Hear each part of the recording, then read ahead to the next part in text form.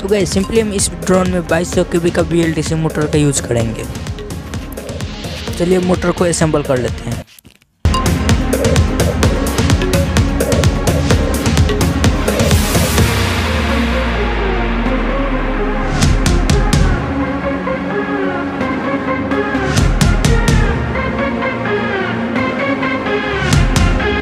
और 30 एम्पियर का AC का यूज करेंगे।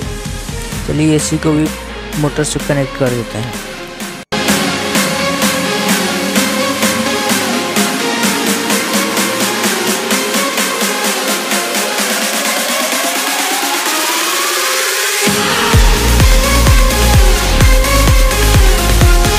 तो गाइस सिंपली अपनी सारी AC का वायर पावर डिस्ट्रीब्यूशन बोर्ड में कनेक्ट कर दिए हैं।